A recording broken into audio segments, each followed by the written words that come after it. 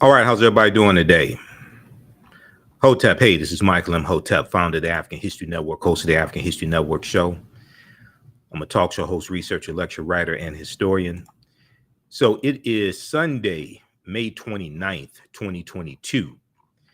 And I want to come on for a few minutes. So I'm going to teach another session of this 10-week online class that I teach from the Civil War to the Civil Rights Movement and Black Power, 1865 to 1968. So I wanted to come on for a few minutes and talk about some of the topics that we deal with in the class. Because we look at history from 1803 with the Louisiana Purchase and the Haitian Revolution through 1968, Civil Rights Movement, Black Power Movement. So I'm going to teach a session of this class as soon as we finish this broadcast, right around 3:30 p.m. or so today. So you can join us live in the class at our online school. So some of the things that we deal with in the class, and I'm going to show you some of the slides also. We look at the Red Summer of 1919, okay? The Red Summer of 1919, where you had over 25 major race riots in this country. And this was after World War I ended, okay? And in 2019, when you had the 100th anniversary of the Red Summer of 1919, that's when a lot of people really started finding out about the Red Summer, okay? But this ties into a deep history of lynchings, domestic terrorism in this country, ties into a history of the Ku Klux Klan and the rejuvenation of the Ku Klux Klan. All this ties into this history. And what we're going to see is that African-American World War I veterans are going to use the skills that they learned during World War I in the U.S. involvement in World War I. U.S. gets involved in 1917. They're going to use these skills to fight back and protect their communities. All right. So this is a 10-week online class that I teach. The class is regularly $130. It's on sale $60. We have the information here in the thread of the broadcast, so you can register for the class and you can join us in class today right after this broadcast. All right. And we do the sessions live. All the sessions are archived and recorded, so you can go back and watch it anytime. All right. So if we look briefly here, what was the Red Summer of 1919? Okay. So the Red Summer of 1919 marked the culmination of steadily growing tensions surrounding the Great Migration of African Americans from the rural South to cities of the North that took place during World War I. And another thing that we deal with is the Great Migration, which begins in about 1915. And we see 6 million African Americans migrating from the South up north and out west. The Great Migration is going to totally change this country. We know that in 1910, about 90% of African Americans lived in the South, and this is as a result of slavery. Okay, so when we in this class we look at this history chronologically. It's important to understand this history chronologically and understand cause and effect. So this is why when we look at the Civil War, we don't start in 1861 when the Civil War starts with the attack on Fort Sumter, April 12, 1861. We go back to 1803 and look at the Louisiana Purchase and the Haitian Revolution, and then like things like the Missouri Compromise of 1820, the Mexican-American War of 1846, 1848, the Treaty of Guadalupe Hidalgo of 1848, which in the U.S. gets 1/3 of the territory that Mexico has. The U.S. gets California, Arizona, New Mexico, Colorado, Utah, and Nevada as a result of the Mexican-American War, which is going to lead to things like the Compromise of 1850 and the Fugitive Slave Act of 1850. So we see this we see cause and effect, and we see this chronology of this history, and we can see what leads up to the Red Summer taking place. Okay, so when the war ended in 1918, when World War I ends in 1918, thousands of servicemen returned home fighting in Europe, return home from fighting in Europe to find that their jobs in factories, warehouses, and mills had been filled by newly arrived Southern African Americans or immigrants. Okay, so this is going to cause racial tensions. There were about 5 million men who fought in World War I. When these white men left, they had jobs. When they come back, their jobs are being filled by African Americans who migrated from the South up north and by immigrants who were already here.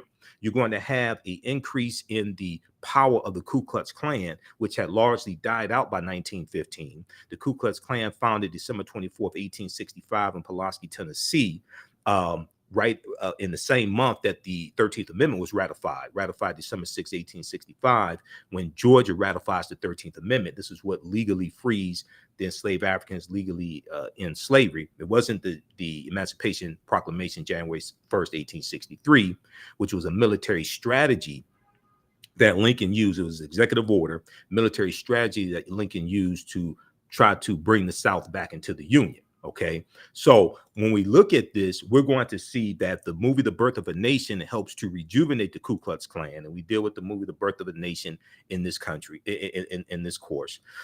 We see the movie The Birth of a Nation, which shows the Klan as being the heroes of the movie, helps rejuvenate the Ku Klux Klan. You're going to have a second incarnation of the Ku Klux Klan, founded in October 1915 by the Reverend William Joseph Simmons. The Reverend William Joseph Simmons, after seeing the movie The Birth of a Nation, rejuvenates the Ku Klux Klan. And you're going to have both Republicans and Democrats as members of this second incarnation of the Ku Klux Klan. They become very powerful, and they're going to instigate a lot of the grievances that a lot of these white men have, also the Klan and other groups like the Klan as well. Okay, so we see that amid financial insecurity, racial and ethnic prejudices ran rampant.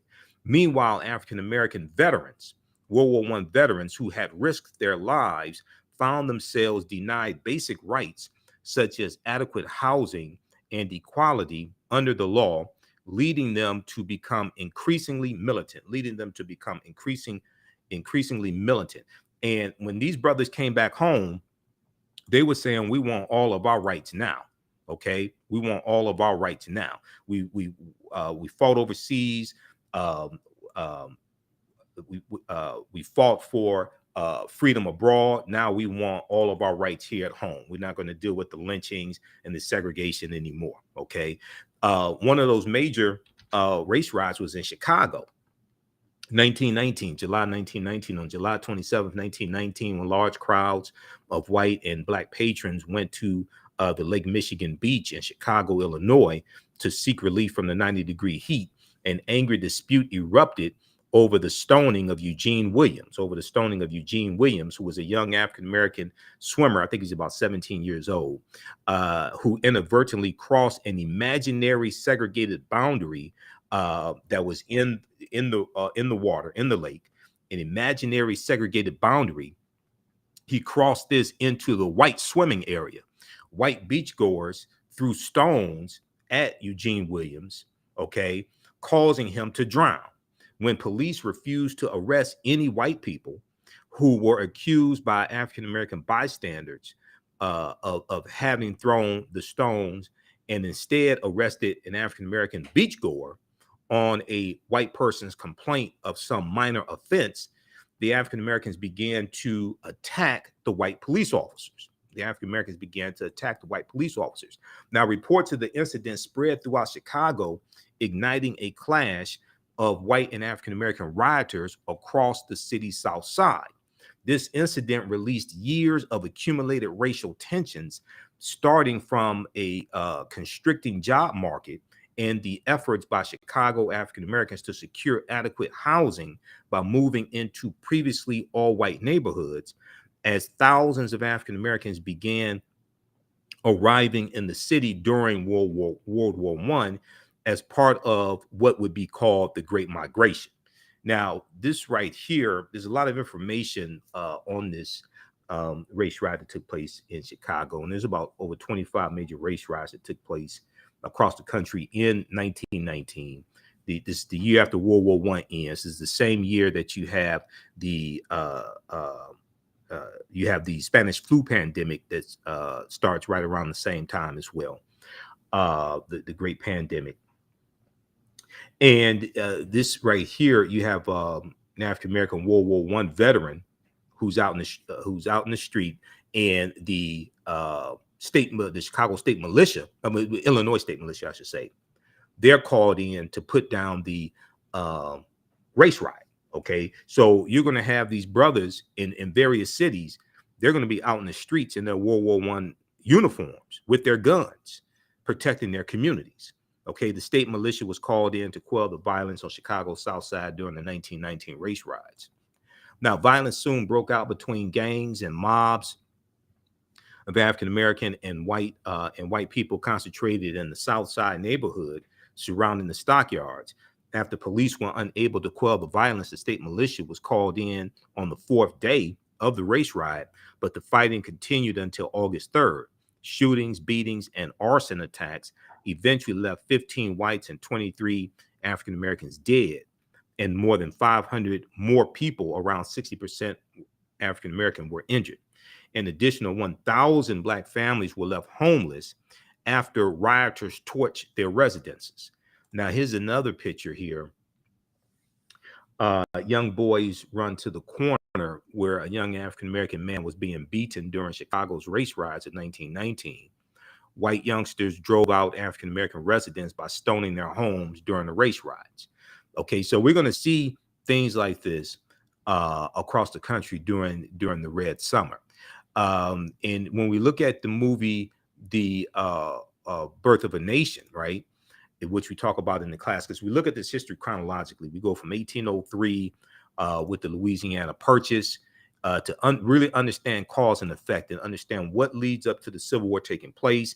We look at the Reconstruction Era, 1865, 1877, and the inner Reconstruction with the Compromise of 1877. We look at the laws and policies put in place that lead us to where we are today, and understand the voter suppression that's taking place. And these voter suppression laws that we see, 19 states passing 34 voter suppression laws, and voter suppression laws being pushed in 400 state legislatures being pushed by Republicans. We see the January 6, 2021 insurrection, which is really a continuation of the U.S. Civil War, and reconstructing and the political violence that we see during the Reconstruction era, which is going to lead to Reconstruction ending. Okay, so we have to understand this history and understand these laws and policies put in place that put us in a predicament that we're in today, to understand what needs to happen from here, where we need to go from here. Okay, but politics is the legal distribution of scarce wealth, power, and resources, and the writing of laws, statutes, ordinances, amendments, and treaties,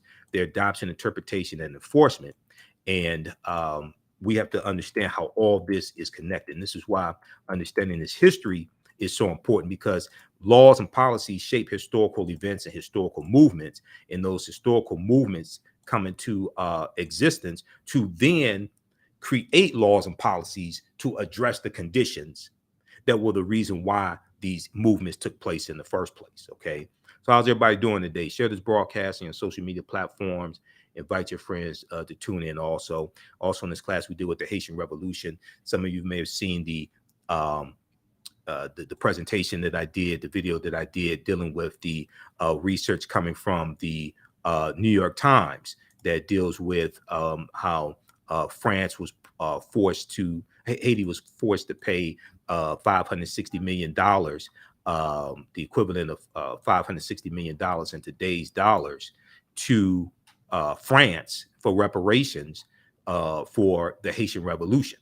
Okay, and all this history is tied together. And then what we're going to see is what we're going to see when we study the history of Haiti is that because of the partly because of the Haitian Revolution, we're going to see that France has to sell the land that the U.S. Is going to buy during the Louisiana Purchase. France has to sell that land to raise money to fight against the Haitians. And with the Louisiana Purchase of 1803, that was one of the largest accomplishments of President Thomas Jefferson. The U.S. is going to basically double the territory and double the territory at this time. The U.S. gets 828,000 square miles of land for less than 3 cents an acre. And what this is going to do is provide more fertile land for crops to be grown on. And this increases the need for African slave labor in some of these states, some of this territory that the U.S. gets from France. The Louisiana Purchase of 1803 brought into the United States about 828,000 square miles of territory from France. And this is land that France basically stole from Native Americans and African people who were already here. Okay, France had no legal claim to this land. They basically stole the land. These are colonizers. We're dealing with European colonizers, whether they're the U.S. government, whether they're the U.S., whether they're France, whether it's Spain. You're dealing with colonizers, whether it's the Dutch. The Dutch were here, the French were here, the Spanish were here, the English were here, in the 13 colonies. These are colonizers. What was known at the time as the Louisiana Territory stretched from the Mississippi River in the east to the Rocky Mountains in the west, and from the Gulf of Mexico in the south to the Caribbean border in the north. Part or all of 15 states were eventually created from the land, which is considered one of the most important achievements of Thomas Jefferson's presidency. And we can look here at this map and we can see the territory there in the middle of what we call the United States of America. We see the Louisiana Territory there, in the territory that was made up in 1803. Okay. We see down here, Florida. Florida was Spanish territory until about 1821. And Florida is going to be free territory also. So you had a lot of runaway African slaves who ran into Florida. This is one of the reasons why the U.S. wanted that land from Florida. Okay, wanted that land from Spain. We see over here, this southern portion of the United States, a lot of this land owned by Spain as well. Okay, so, and then we see that Mexico was Spanish territory. And then we see the U.S. is going, Mexico wins its independence from Spain in 1821. We're going to see the 1846, 1848. We're going to see these Europeans here in the U.S. go to war with Mexico over a territorial dispute as well, which deals with the boundaries of where Mexico and the Mexican border and the U.S. border is. We're going to see a territorial dispute, and we're going to see a dispute over Texas, okay, as well.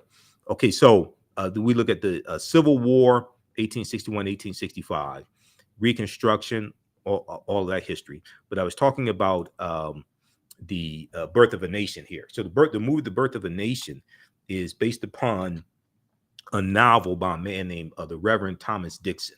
The Reverend Thomas Dixon, okay? And this movie revolutionizes filmmaking. It cost $100,000 to make the film when it first came out. And the heroes of the movie are the Ku Klux Klan. The movie takes place during the Reconstruction Era, slavery, Reconstruction, and the Civil War. Okay. And you're going to have a group of former Union Negro soldiers who there's a rebellion taking place during Reconstruction, and you're going to have the Ku Klux Klan who rise up and put down this rebellion. And the Klan are the heroes of the movie. Okay, this is said to be the birth of a nation, and the Klan are the heroes of the movie. So I want to show you this other article here. William Joseph Simmons. Okay, so the Klan is said to be the heroes of the movie. And now the movie, The Birth of a Nation, is based upon a novel called The Klansman, by a man named Thomas Dixon, Reverend Thomas Dixon, actually. Okay, and in that novel, the Ku Klux Klan are the heroes also. All right, now if we look here at this article here, I want to pull this up here.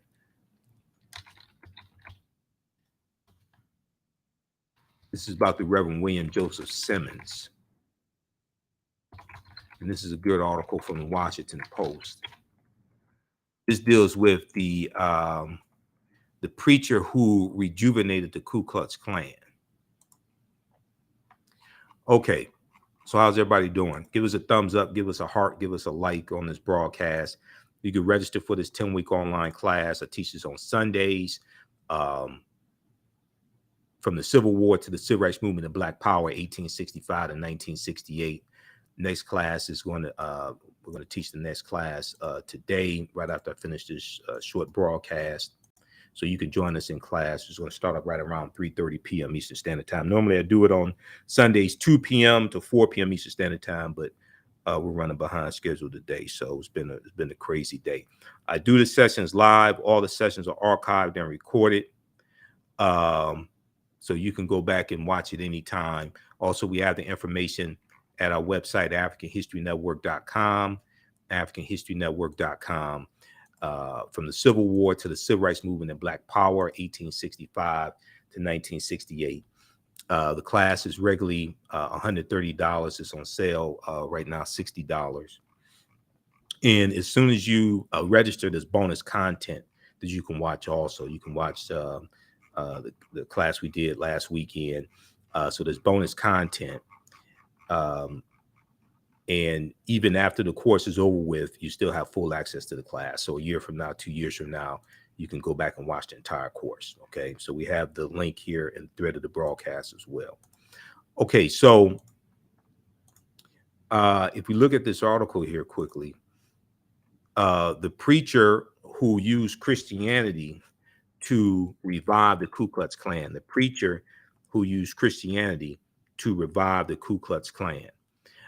This is from April 10th, 2018 by Deneen L. Brown for the Washington Post.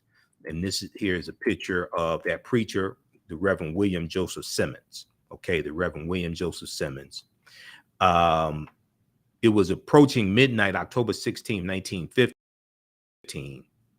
Methodist preacher William Joseph Simmons and at least 15 other men climbed Stone Mountain in Georgia. And Stone Mountain is the largest Confederate monument in this country, Stone Mountain in Georgia. They climbed Stone Mountain in Georgia. They built an altar, set fire to a cross, took an oath of allegiance to the Invisible Empire, and announced the revival of the Ku Klux Klan, which had largely died out by 1915. Beneath a makeshift altar glowing in the flickering flames of the burning cross, they laid a U.S. flag, a sword, and a Holy Bible. Okay, he said the angels that have anxiously watched the Reformation from its beginnings, said the Reverend William Joseph Simmons, who declared himself Imperial Wizard, must have hovered above Stone Mountain and shouted hosannas to the highest heavens. Okay, so read the rest of this article here. And this is, you see them using Christianity, fusing Christianity with white supremacy, or we could say white European Christianity with white supremacy to support domestic terrorism, which is a lot what you see, some of the language you see coming from certain factions of the Republican Party, certain of these white Christian fundamentalist things like this. You see some of the same language mixed with Second Amendment rights and things like this. Okay, so read the article here as well. All right, and it talks about the movie, The Birth of a Nation.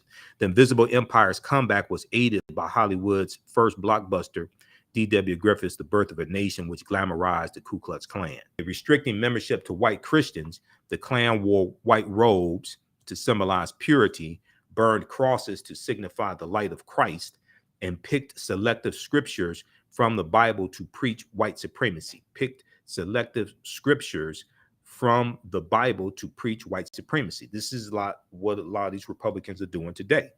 Okay, the very same thing. So this is why we have to understand this history, understand what happened, so we can change the course and keep history from repeating itself. Okay, and then also, some of you all saw the broadcast I did dealing with Haiti and the New York Times expose that they did dealing with the Haitian Revolution and how Haiti was forced to pay reparations to France. Haiti was forced to pay reparations to France. They have this piece here, the ransom demanding reparations and ending up in exile. And it talks about then President Jean-Bertrand Aristide in back in 2003 when he demanded reparations be paid to Haiti, to France. And it deals with how the French and the U.S. government were involved in a coup to overthrow Jean-Bertrand Aristide. It deals with this, but it goes into the history and deals with how Haiti was forced to pay equivalent of $560 million to France. Okay. The New York Times scoured thousands of pages of archival government documents to determine how much Haiti sent to France over the course of generations, not just in official payments to former slaveholders, but also for a loan to help pay them. Because Haiti was, they talk about what we call the double debt. Haiti was forced to pay reparations to France, but also forced to take out a loan from a French bank as well to pay France. And there was interest on that loan. So they were dealing with a double debt. Okay. Not just in official payments to former slaveholders, but also for a loan to help pay them. We found that Haiti paid France a total of $560 million. We found that Haiti paid France a total of $560 million in today's dollars. But that only begins to account for the loss.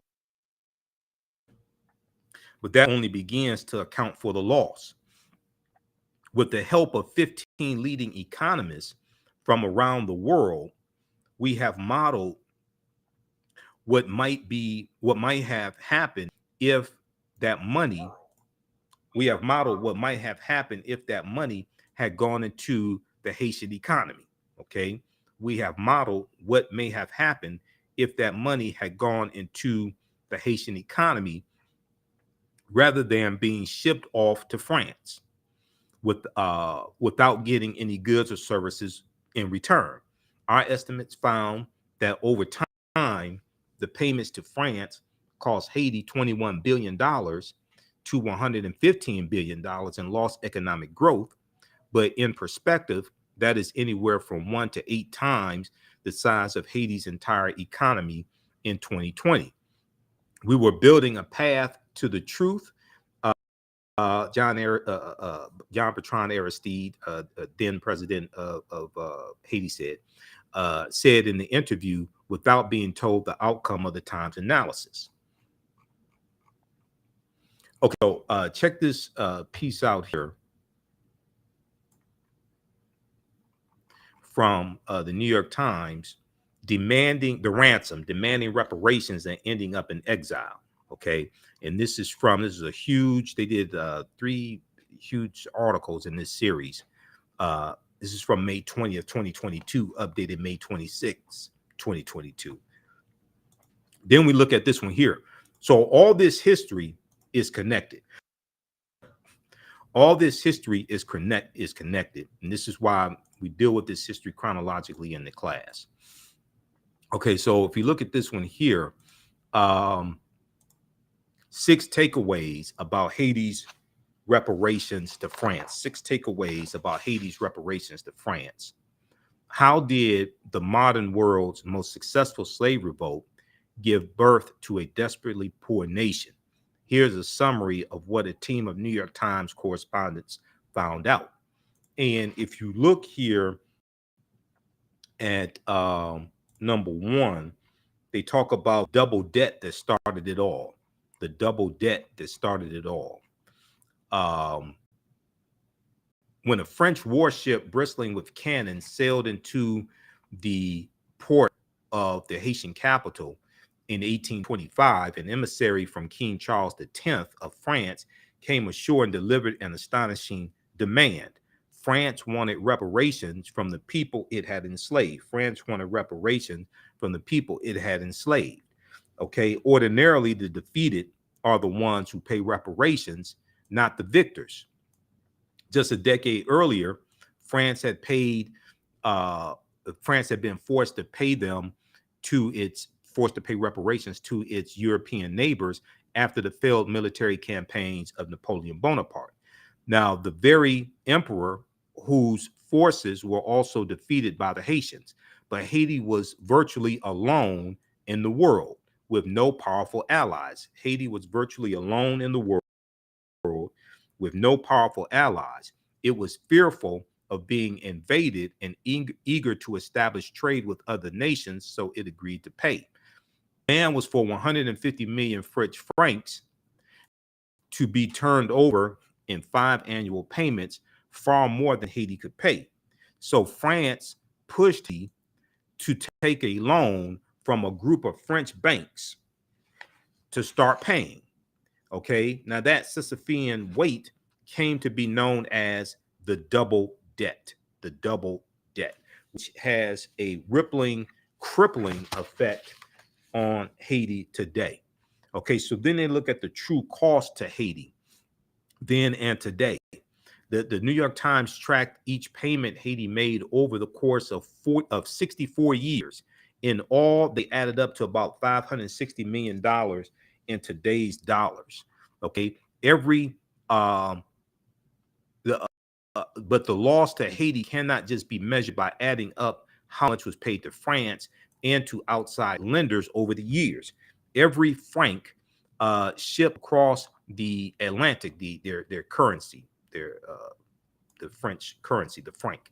Every franc shipped across the Atlantic Ocean to an overseas bank vault was a franc not circulating among Haiti's farmers, laborers, and merchants. Okay, so the sort of expenditures that helped nations become nations that enable them to prosper. All right, so after reviewing thousands of pages of archival documents, some centuries old, and consulting with 15 of the world's leading economists, our correspondents calculated the payments to France cost Haiti from between $21 billion to $115 billion in lost economic growth over time. That's over that period of 64 years. The payments that France made to Haiti cost Haiti from between $21 billion to $115 billion in lost economic growth over time. That is as much as 8 times the size of Haiti's economy in 2020. Okay, so read the rest of this here.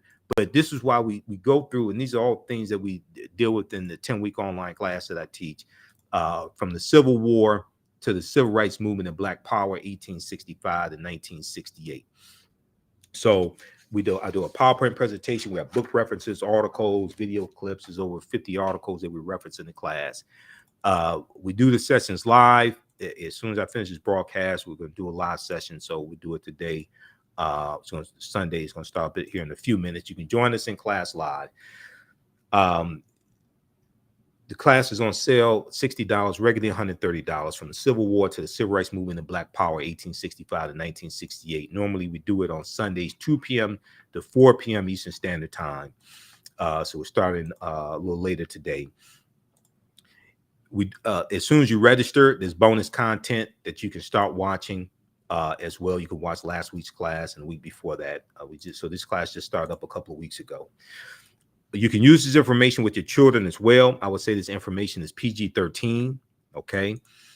And I do a PowerPoint presentation. We have video clips, book references, articles. We look at a timeline of history also to understand cause and effect, and to look at how we got to where we are today to understand where we need to go from here. And we also look at what's taking place today politically, what's taking place today with these cultural wars that Republicans are waging, like critical race theory, different things like this. All this is tied to history, okay? If you look at this article here from the New York Times, It came out January 12th, 2022. This is an article that I talk about often.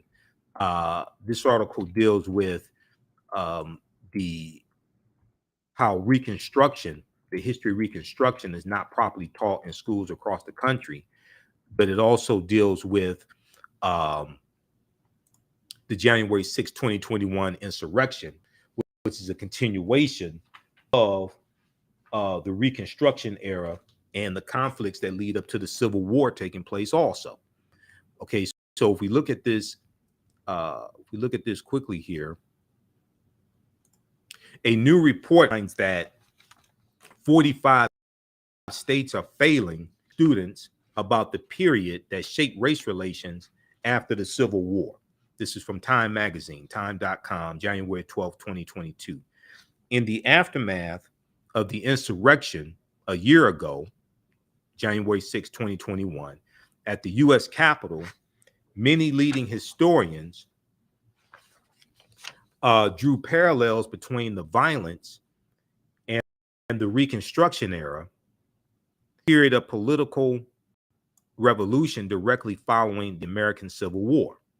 Okay, so Eric Foner, who's a Pulitzer Prize-winning historian and the author of the book Reconstruction, America's Unfinished Revolution, 1863 to 1877, he said in an interview with the New Yorker magazine published a week after the January 6th insurrection, he said, the events we saw reminded me very much of the Reconstruction era. The events we saw reminded me very much of the Reconstruction era and the overthrow of Reconstruction, which was often accompanied or accomplished, I would say, by violent assaults on elected officials. All right. So, and these violent assaults on elected officials, this is one of the reasons why you're going to have the Ku Klux Klan Act of 1871. Okay, now scholars say studying the aftermath of the Civil War can help put in context many of the most seminal events in the U.S. in recent years, because all this history is connected. The history is connected to laws and policies and politics. It's connected to movements that take place in this country. That's why we have to understand a chronology of this history and cause and effect.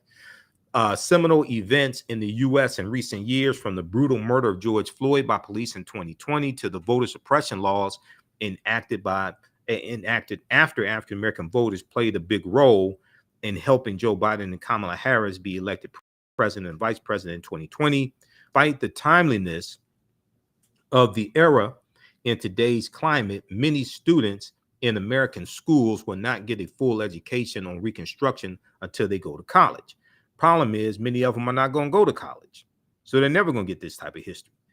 In social studies standards for 45 out of 50 states and the District of Columbia, discussion of Reconstruction is partial or non-existent.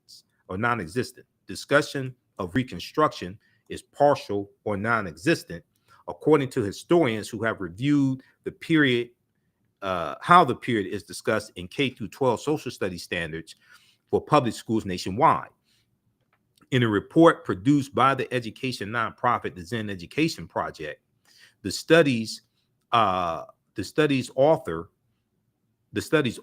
say they are concerned that American children will grow up to be uninformed about a critical period of history that helps explain why full racial equality remains unfulfilled today. You're largely dealing with a dumbed down electorate. That don't understand history, don't understand the Constitution, don't understand law, things like this. All this is connected. Okay, so this is why all this information is so important. The Zen Education Project, a free website, a website with free downloadable lessons and articles about history topics, is an outgrowth of Howard Zann's 1980 A People's History of the United States, which helped popularize an approach to studying history from the bottom up and incorporating the often overlooked histories of people of color. Now, the Reconstruction era, a period roughly from 1865 to 1877, saw immense social, political, and economic outgrowth as the U.S. worked as the U.S. worked to rebuild society in the aftermath of the Civil War. In this period, 3 constitutional amendments were ratified: the 13th, 14th, and 15th Amendments, which barred discrimination in voting, the 15th Amendment on account of race. These advances helped facilitate a rise in African-American office holders and Black voters during the Reconstruction era. Okay. Then we're going to see this backlash towards the inner Reconstruction, definitely, but after Reconstruction ends in 1877.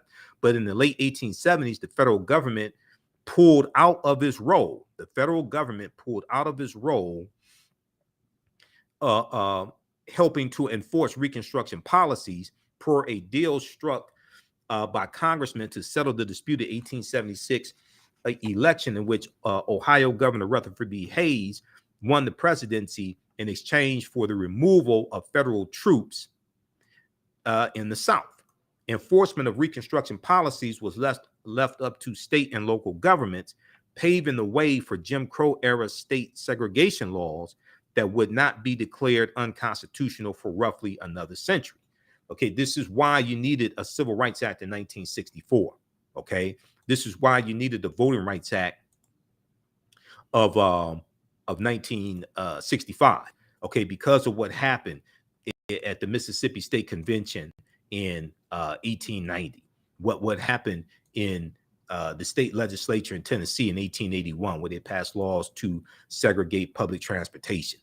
What happened in Florida in 1889, when Florida passed a law instituting the first poll taxes in this country as a way to get around the 15th Amendment. And poll taxes, you had to pay to register to vote. Okay, and this was targeting African-American men, because these were basically the ones voting. Women did not get the right to vote till 1920 with the 19th Amendment. And then when we look at what happens at the Mississippi State Convention of 1890, we see that African Americans were the majority of the population in Mississippi in 1890, and the majority of the voters. Okay. The Mississippi plan to keep Blacks from voting in 1890. We came here to exclude the Negro. We came here to exclude the Negro.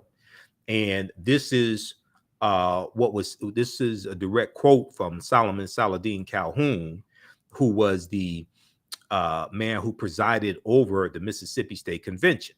Okay. Let's take a look at this. How's everybody doing today? How you all like this type of information? Okay. Be sure to register for this 10-week online class that I teach on Sundays, from the Civil War to the Civil Rights Movement and Black Power, 1865 to 1968. We teach this at our online school. We do the sessions live. All the sessions are archived and recorded. We're going to do this class today as soon as I end this broadcast. So you can register. Class is going to start right about 4 o'clock today, 4 p.m. Eastern Standard Time. Normally, we do it 2 p.m. to 4 p.m.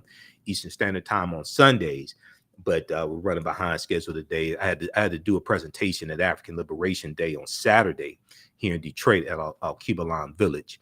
So I was there all day and just throwing my day off. But we do the sessions live. All the sessions are archived and recorded. You can go back and watch this class anytime. Okay, so you don't have to be present in class to watch. After the class, each class is over with, the sessions are archived and recorded. You can watch from around the world. You can use this information with your children also. I would say the information is PG-13. It's very visual. I do a PowerPoint presentation. We have book references, articles, video clips. So you're going to learn a lot in this class, a lot of information you did not learn in school as well. This is the second class that I teach. The first class that I teach is I do on Saturdays, Ancient Kemet, the Moors, and the Ma'afa, Understanding the Transatlantic Slave Teacher in School. Okay, so we deal with thousands of years of history and what leads up to the transatlantic slave trade taking place. This class is on sale $80, regularly $130. From the Civil War to the Civil Rights Movement and Black Power, that's on sale $60, regularly $130. In this first class, we deal with thousands of years of history, what leads up to the transatlantic slave trade taking place. We go through and analyze the transatlantic slave trade. So you can register for the bundle, the course bundle, where you get both of these classes. The course bundle is only $100. Okay, so this is a $260 value. You'll get both classes. Same format. You can go back and watch anytime. A year from now, 2 years from now, you'll still have full access to the classes. Okay. You can also use this class with your children as well. I would say the information is PG-13. And if you've taken any of my online classes in the past, I've been teaching these online classes since 2017, from the Civil War to the Civil Rights Movement and Black Power. I've been teaching that since 2017, on and off. And it has evolved immensely since I first taught the class. And the second class, from the Civil War to the Civil Rights Movement and Black Power, 1865 to 1968, I started teaching that class in late 2021. That class has evolved as well. But if you've taken any of my online classes in the past, email me at ahnshow@africanhistorynetwork.com. You can get a 50% discount, okay, on the course bundle. So you can get a 50% discount on the classes. But if we look at this quickly here, dealing with the Mississippi State Convention of 1890. And if you saw the series Eyes on the Prize, okay, if you saw the series Eyes on the Prize, the first Eyes on the Prize series, which looks at 1955 through 1968, and it starts with the lynching, the murder of Emmett Till. They talk about the Mississippi State Convention in here, and they talk about how to register to vote in Mississippi, you had to be able to explain one of the something like 250, 260 parts of the Mississippi State Constitution. And that state constitution was constructed in 1890. The Mississippi plan to keep blacks from voting in 1890. We came here to exclude the Negro. We came here to exclude the Negro. So this is what Saladin Calhoun, who was the white county judge who presided over the Mississippi State Convention in 1890, said. He said, "Let's tell the truth if it burst the bottom of the universe." He said, "We came here to exclude the Negro. Nothing short of this will answer." So delegates at the Mississippi State Convention in 1890 adopted a literacy test and poll tax geared to suppress the black vote, in the state that had a black majority. The Mississippi Plan became the model throughout the South, part of a raft of racially oppressive Jim Crow laws that ended Reconstruction. Okay, so read the rest of this here, and it talks about what happens. But this is really important to understand. This is why you needed the Voting Rights Act in 1965 to nullify what took place in Mississippi in 1890, South Carolina 1895, Louisiana 1898, Alabama 1901, because these other southern states are going to adopt similar laws and rewrite their state constitutions to suppress the African-American vote. And we're going to see approximately 2,000 African-American men who get elected to public office during the Reconstruction era, okay? And we're going to see basically the majority of them get voted out of office after these laws, after these voter suppression laws are put in place, all right?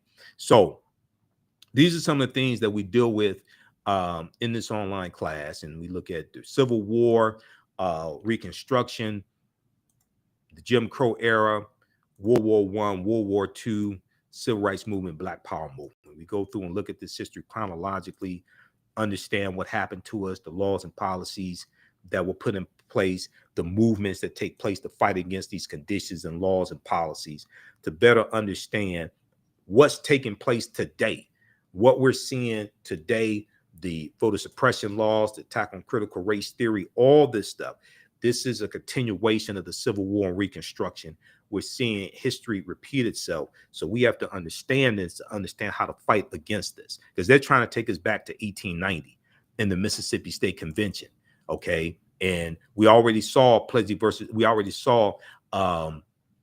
Shelby County versus Holder 2013 U.S. Supreme Court case. We saw the weakening of Section 4 of the 1965 Voting Rights Act. Okay. That led to 868 fewer polling places in the 2016 presidential election. And today you have about 1,700 fewer polling places. Okay. And this is all connected.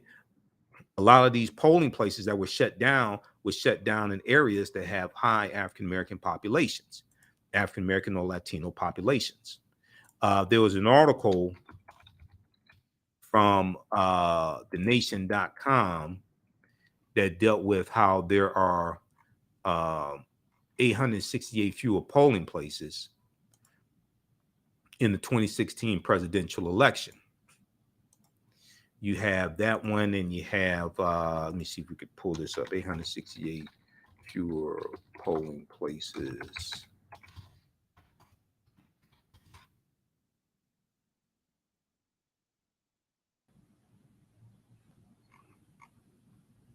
Okay, this one right here. Okay, how's everybody doing today? Give us a thumbs up, give us a heart, give us a like if you like this broadcast. Those watching on Facebook and YouTube.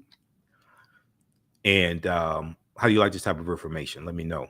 Okay, so this article right here, I talked about this when this came out during the 2016 presidential elections. And a lot of us still don't understand how all this is connected today. All right, there were, let me close out some of these tabs here. There were 868 fewer polling places. Let's close some of this out. There were 868 fewer polling places in 2016, during the 2016 presidential election.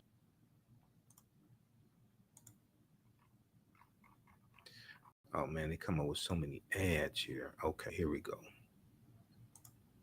There are 868 fewer places to vote in 2016 because the Supreme Court gutted the Voting Rights Act. Nearly half of counties that previously approved voting changes with the federal government have cut polling places this election. So this is from November 4th, 2016, just a few days before the 2016 presidential election. Ari Berman, who then was writing for The Nation, now he writes for Mother Jones. Ari Berman did a series of articles dealing with the voter suppression that was taking place in the 2016 presidential election. So today there are about 1,700 fewer polling places. 1,700 fewer polling places. So if we look at this here, okay, they talk about the lines along this part of the Voting Rights Act blocked 3,000 discriminatory voting changes from 1965 to 2013. That changed when Supreme Court gutted the law in June 2013, Shelby County versus Holder. Okay, the lines were so long because Republican elected officials in Phoenix's Maricopa County, the largest in the state, reduced the number of polling places by 70%, from 2012 to 2016. From 200 in 2012 to just 60 polling places in 2016, one polling place per 21,000 registered voters. Previously, Maricopa County would have needed federal approval to reduce the number of polling sites because Arizona was one of 16 states where jurisdictions with a long history of discrimination had to submit their voting changes under Section 5 of the Voting Rights Act. This part of the Voting Rights Act blocked 3,000 discriminatory voting changes from 1965 to 2010. That changed when the Supreme Court gutted the law in June 2013, Shelby County versus Holder, U.S. Supreme Court decision. The polling place reductions in Maricopa County in Arizona, and we saw recounts in Arizona for the for the 2020 presidential election, Joe Biden wins Arizona. You have Republicans filing these lawsuits trying to overturn the results in Arizona, and they're still trying to overturn the results in Arizona. Okay. The Leadership Conference for Civil Rights surveyed 381 of the 800 counties previously covered by Section 5 of the Voting Rights Act, where polling place information was available in 2012 or 2014, and found there are 868 fewer places to cast the ballot in 2016 in these areas. Out of the 381 counties in our study, 165 of them, or 43%, have reduced voting locations, says the important new report. Okay, now this is dealing with the 2016 presidential election. Okay, all types of voter suppression in 2016. Okay, now then we look at 2020. Okay, all this is connected. And if you go back and look at the voter suppression measures that were taking place, the domestic terrorism, the political violence that was inflicted upon African Americans during Reconstruction, you see the same thing. And then you look at what took place after Reconstruction ended and rewriting the state constitutions to impose poll taxes and literacy tests, and in some cases property ownership requirements to be able to vote, like we saw in Louisiana in 1898, and then Louisiana instituting the grandfather clause, which stated that if your grandfather could not vote prior to 1867, then you can't vote, as other ways to get around the 15th Amendment of the U.S. Constitution of 1870. So we look at this article here from Mother Jones, written by Matt Cohen. This was September 10th, 2019. September 10th, 2019. Okay. More than 600 polling places have closed since the Supreme Court gutted the Voting Rights Act. More than 600 places have closed. Polling places have closed since the Supreme Court gutted the Voting Rights Act. Okay, in 2013, the Supreme Court gutted a core provision of the Voting Rights Act, the requirement for certain states with a history of voter discrimination to pre-clear changes in their election rules with the federal government. Okay, the requirement for certain states with a history of voter discrimination to pre-clear changes in their election rules with the federal government. For decades, the 1965 law helped secure the right to vote for hundreds of thousands of people in 9 states, as well as certain jurisdictions in 6 other states, which had such a history of discrimination against minority voters. This is going back to the Jim Crow era. All this history is connected. This is why we have to understand the chronology of history, these laws and policies put in place, the backlash to movements that we enacted to deal with conditions, to understand how to fight against what's taking place right now. But in a 5-4 decision in 2013 U.S. Supreme Court case, Shelby County versus Holder, the U.S. Supreme Court ruled that the coverage formula for determining those jurisdictions subject to pre-clearance was outdated and therefore unconstitutional. If that Supreme Court case did not happen, then the voter suppression law that Texas instituted, that Senate Bill 202 from Georgia, things like this, those would be viewed as unconstitutional and would not go into effect. This is how monumental the 1965 Voting Rights Act was, but many of us don't understand it today. But Republicans understand it. That's why they filed a lawsuit. That's why they are attacking it. The consequences of the Shelby County decision were immediate. The consequences of the Shelby County decision of 2013 were immediate. States that had previously fallen under the jurisdiction of the 1965 Voting Rights Act immediately passed tough voter restriction laws and restructured election systems. When you go read articles about this, within 24 hours of the Shelby County versus Holder decision in 2013, within 24 hours, states that had these former Confederate states started passing laws, okay, to these voter suppression laws. Within 24 hours, they started doing that.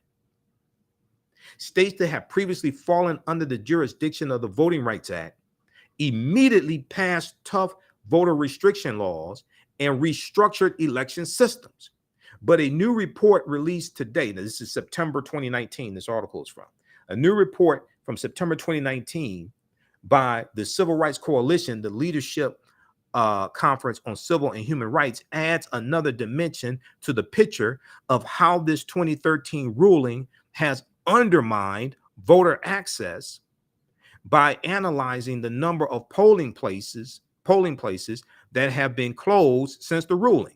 According to the report entitled Democracy Diverted, Polling Place Closures and the Right to Vote, 1,688 polling places are now shuttered in those areas. Now, this is as of September 2019.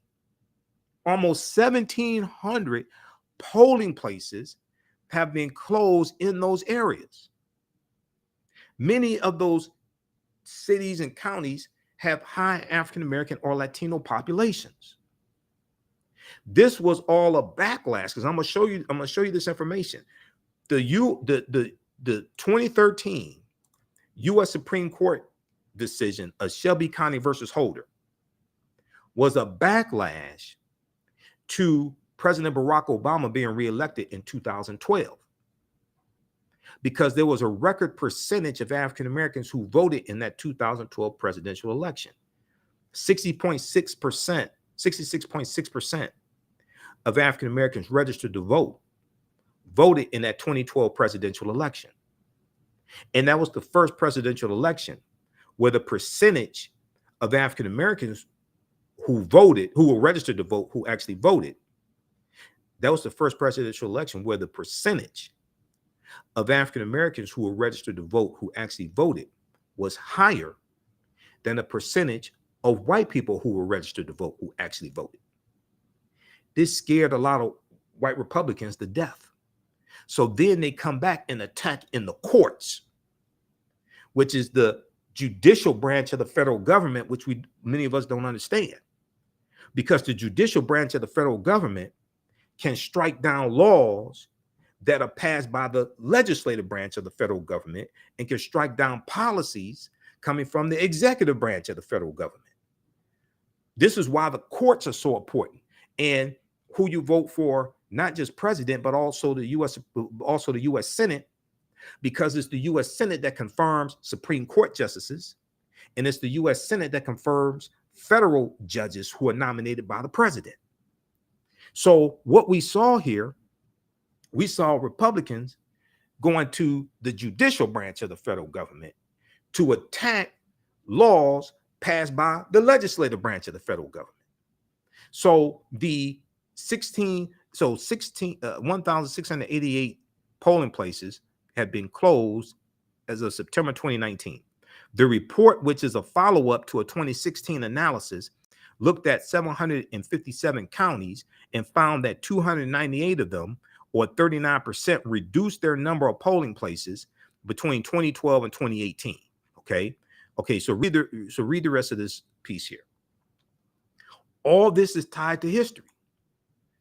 Okay, what took place? The Mississippi, the U.S. Supreme Court case of Shelby County versus Holder 2013, right? That is undoing. That's basically doing like the same thing that the Mississippi State Convention did in 1890, but the Mississippi State Convention was just in one state, and rewriting the state constitution was one state. What the U.S. Supreme Court did, this opens the floodgates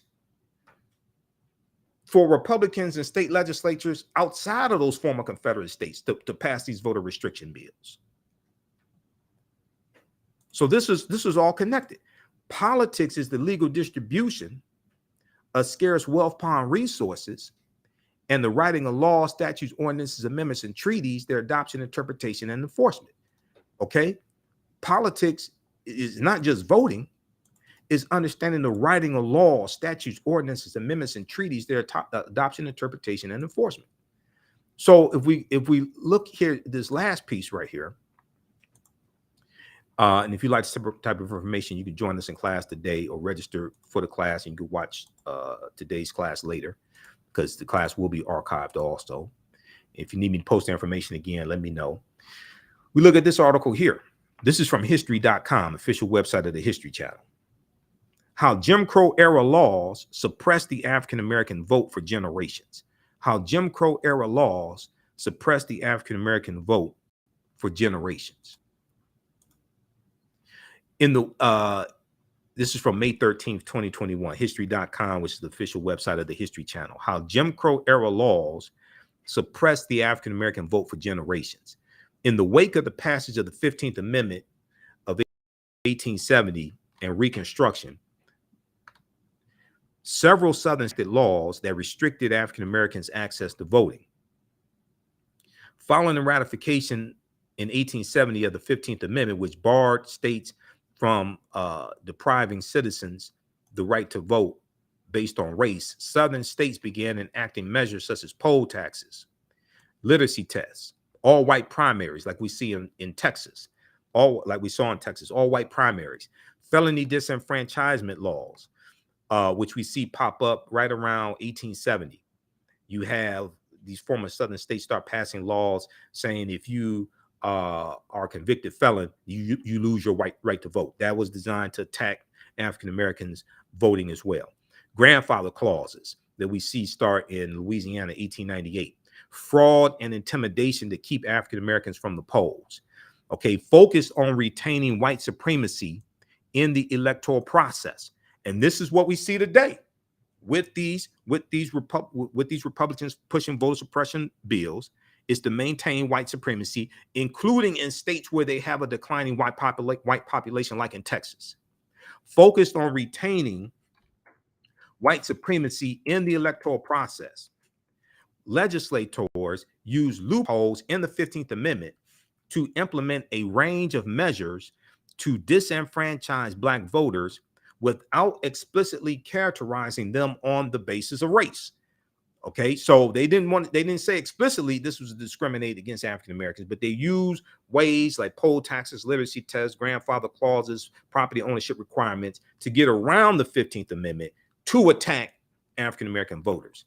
After more than 500,000 Black men joined the voting rolls during Reconstruction in the 1870s, helping to elect nearly 2,000 African American men to public office, Mississippi led the way in using measures to circumvent the 15th Amendment. Mississippi's Jim Crow era laws then set a precedent for other Southern states to use the same tactics to assault Black enfranchisement for nearly a century until the passage of the Voting Rights Act in 1965. It took 75 years. See, this is what a young activists need to understand today. Okay, it took 75 years from the Mississippi State Convention of 1890 to August 1965, when the Voting Rights Act was signed into law. It took 75 years for that to take place. When you look at the Emmett Till anti-lynching bill, we've been fighting for 122 years to get an anti-lynching bill. And this is looking at when the first anti-lynching bill was introduced in 1800 by Representative George Henry White.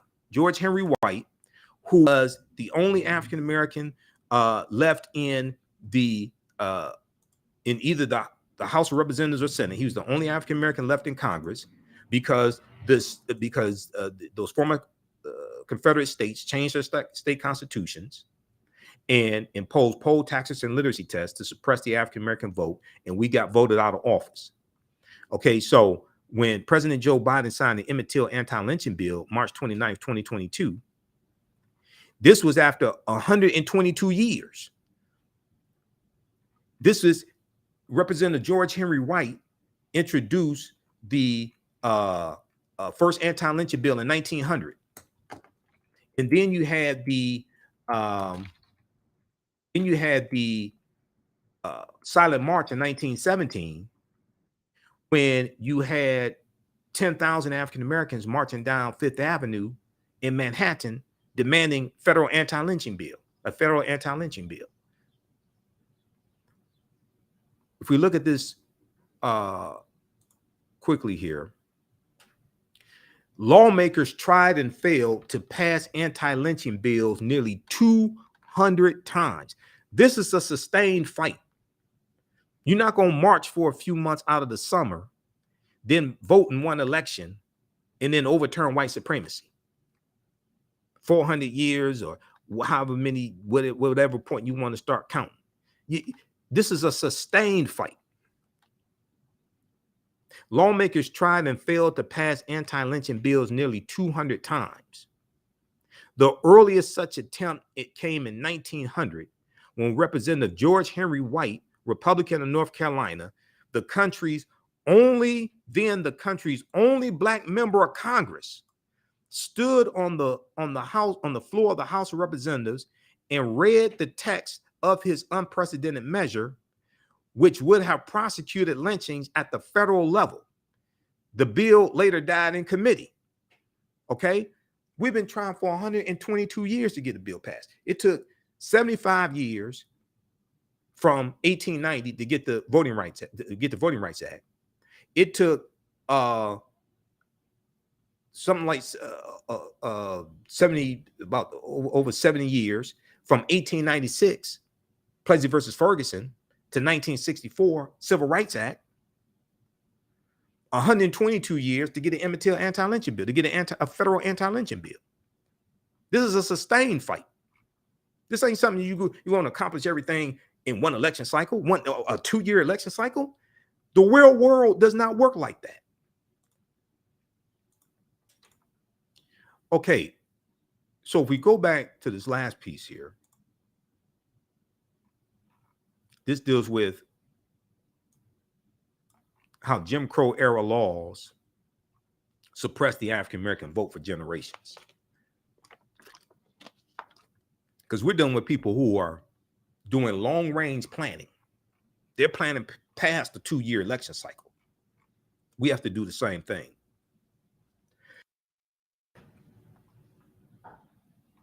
At the 1890 Mississippi State Convention, a new constitution was adopted that included a literacy test and poll tax for eligible voters. Under the new literacy requirement, a potential voter had to be able to read. Any section of the Mississippi State Constitution, or understand any section when read to him, or give a reasonable interpretation of any section. Now, oftentimes, the person that you had to explain it to was illiterate. Oftentimes, the white person you had to explain it to was functionally illiterate, because you had a lot of white people who were illiterate, couldn't read or write, or they could write their name. They could probably read their name, but they weren't functionally literate. The impact of the legislation was swift.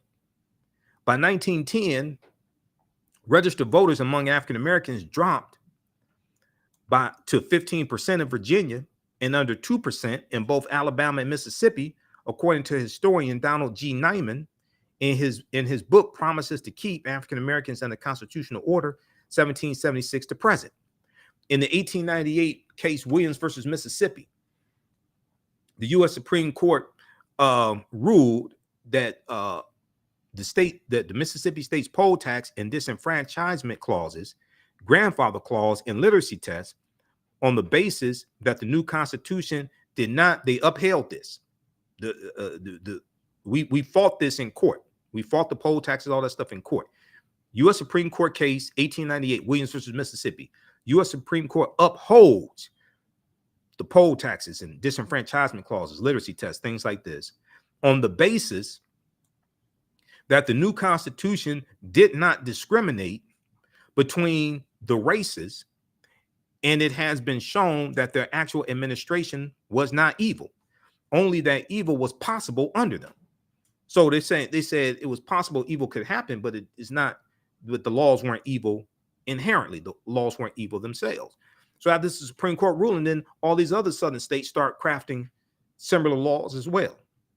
The Williams ruling, Williams versus Mississippi 1898 ruling, eased the implementation of voter suppression statutes in many other southern states, including Louisiana, South Carolina, North Carolina, Alabama, Virginia, and Georgia, these former Confederate states.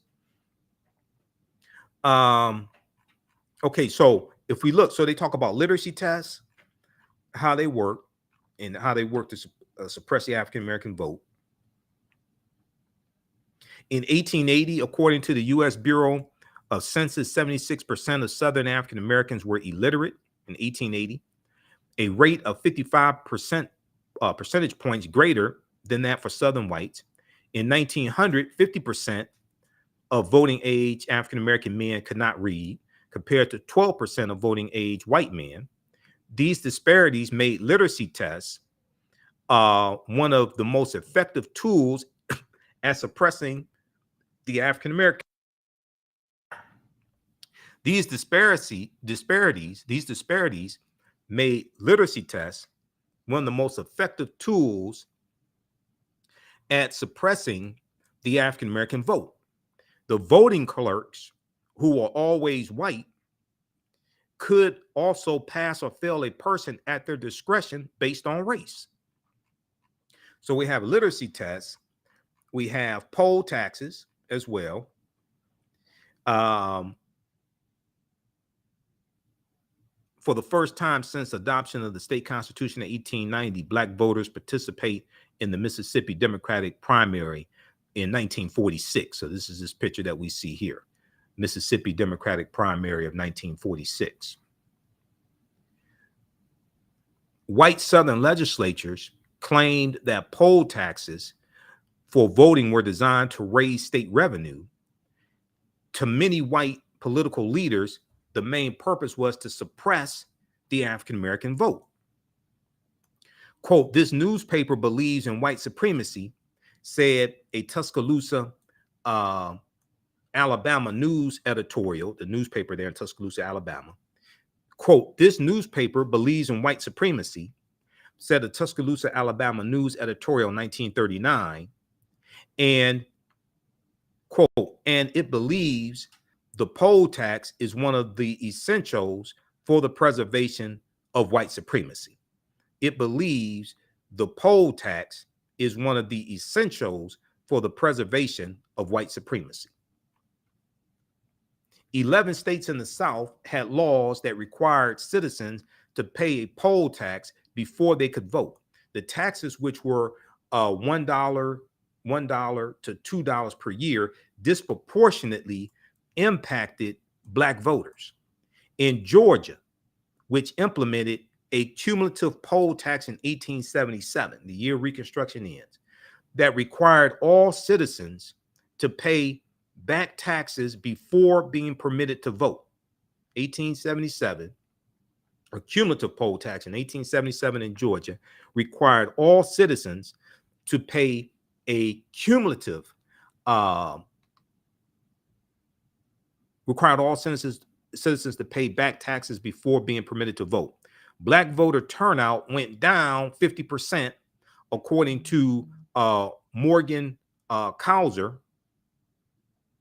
According to Morgan Causer, in The Shaping of Southern Politics, Suffrage Restriction, and the Establishment of the One-Party South, 1880 to 1910. Name of that book again by Morgan Causer, The Shaping of Southern Politics, Suffrage, and the Suffrage Restriction and the Establishment of the One-Party South, 1880 to 1910. Then you had what were called all-white primaries, like in Texas, okay? All-white primaries. When literacy tests, poll taxes, grandfather clauses, and the many other ways to circumvent the 15th Amendment did not work to suppress the Black voter turnout, white legislators in several southern states used all-white primaries to all but eliminate black voters' presence in the electoral process. all white primaries. In Texas, for example, the legislature gave the Democratic Party the authority to set up its own rules. The party determined that it was for white voters only, excluding African Americans from its elections and effectively making local electoral politics dominated by one party that upheld Jim Crow laws. After a white election official blocked an African American man named Lonnie E. Smith the right to vote in the 1940 Texas Democratic primary, the NAACP's Thurgood Marshall and William H. Hastie challenged the case all the way to the U.S. Supreme Court, and they won their case. Okay, this is 1944 U.S. Supreme Court case of Smith versus Allwright. Okay, the U.S. Supreme Court ruled in Smith versus Allwright that the Texas white primary system was unconstitutional. So we go to court and we challenge all this stuff every step of the way. The right to vote in a primary for the nomination of candidates without discrimination by the state is a right secured by the Constitution. Is a right secured by the Constitution, said the court in its 8-1 decision. Then we have the Voting Rights Act of 1965. Okay, now what takes place in signing the law 95 years later, the 15th Amendment was after the 15th Amendment was ratified. The Voting Rights Act of 1965 outlawed most discriminatory voting practices in southern states, such as literacy tests, poll taxes, and grandfather clauses that have been designed by southern legislatures to suppress the African American vote. Almost as swift as the resistance to black voter participation had been nearly a century early, so had the response to this landmark legislation. Within a year, only 4 of the 13 states had fewer than only 4 of the 13 states had fewer than 50% of African American registered voters. Only 4 of the 13 southern states had less than 50% of African American registered voters. Then we had Shelby County versus Holder, which is an attack on the 1965 Voting Rights Act. And this lawsuit was filed by Republicans and is designed to take us back to the Mississippi State Convention of 1890. In 2013, the U.S. Supreme Court walked back part of the 1965 Voting Rights Act when it ruled in a 5-4 vote that constraints placed on certain states and federal review of states voting procedures were outdated. In the wake of Shelby County versus Holder, and the person they sued, the Holder, was Attorney General Eric Holder. That's who was being sued. Shelby County is a county in Alabama. Alabama was ground zero for the 1965 Voting Rights Act. And, Bloody Sunday, the Selma to Montgomery, Alabama march, that Shelby County is in Alabama. In the wake of the Shelby County versus Holder decision, several states have enacted laws limiting voter access, including ID requirements, limits on early voting, mail-in voting, and more. Okay, but Shelby County versus Holder, that was a backlash to the 2012 presidential election when you had a record percentage of African Americans voting. And they voted in the 2012 presidential election. President Barack Obama was reelected to the second term. Republicans come back and attack us in the courts. And a lot of us didn't see it coming and still don't understand what happened. A lot of us did not see this coming and still don't understand what happened, and then don't understand how Shelby County versus Holder was an attack on the civil rights, the Voting Rights Act of 65, and how that influences elections today, because today you have, as of September 2019, 1,688 fewer polling places, because now the county boards can just they can move polling places and shut down polling places without having to get oversight or permission from a federal judge, which was one of the stipulations of the 1965 Voting Rights Act. All of this is connected. So we have to understand the history, understand the laws, understand the roles that the courts play. That goes back to this article I just showed you from Mother Jones from September 2019. September 10th, 2019, more than 1,600 polling places have closed since the Supreme Court gutted the Voting Rights Act. Okay, all this is connected. So give us a thumbs up, give us a heart, give us a like if you like this broadcast.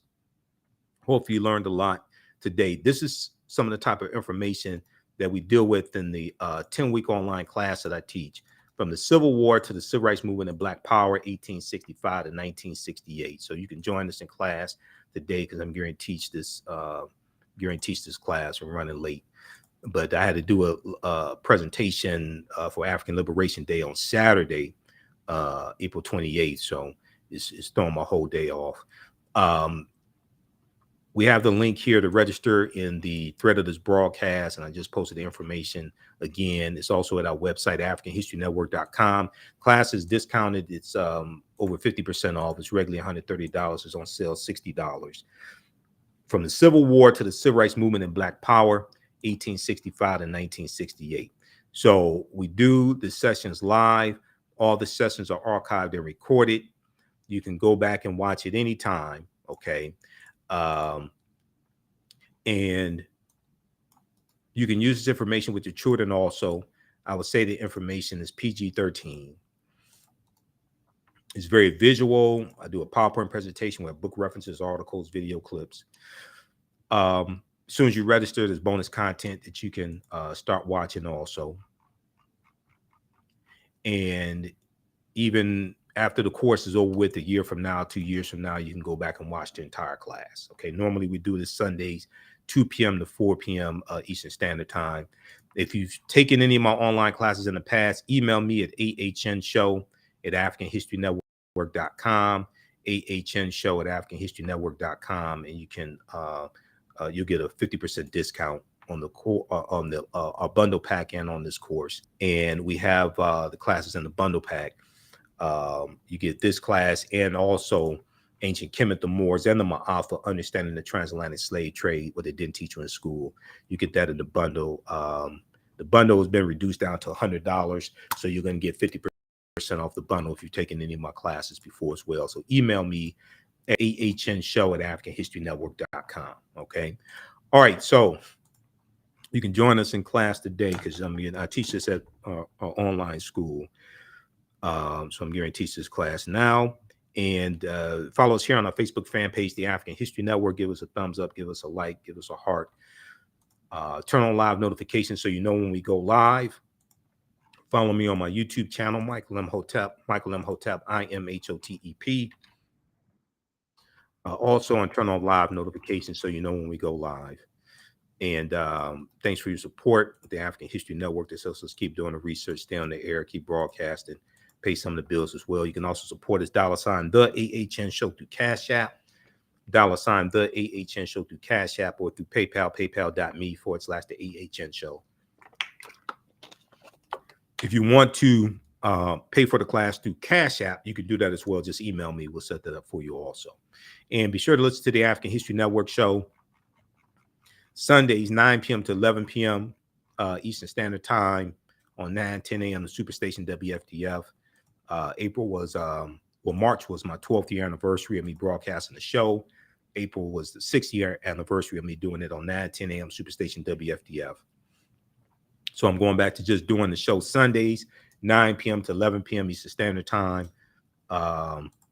This past Thursday, April 26th, was my last day doing the show daily. I'm just going back to doing it on Sundays, 9 p.m. to 11 p.m. Eastern Standard Time, because it takes a lot of research to do each episode of the show, research the information, and it's just taking up too much time. Since the show was late at night, starting at 11 p.m., it caused me to get to bed late, get up the next morning late, things like that. So I'm just going back to doing Sundays, 9 p.m. to 11 p.m. I'll still be on Roland Martin Unfiltered on Friday, 6 p.m. to 8 p.m. as well. Okay. All right. So thanks for joining us. You can join us in class right now also. Remember, at the African History Network, we focus on educating, empowering, and inspiring people of African descent throughout the diaspora and around the world, because right now it's correct wrong behavior. It's not over till we win Wakanda forever. Download the iHeartRadio app also. Search for the African History Network show there. We have a channel there, and we're on 10 different audio podcast platforms: Facebook Podcasts, iHeartRadio, Google Podcasts, iTunes, Stitcher. So wherever you get your podcast from, search for the African History Network show also. Okay. Wakanda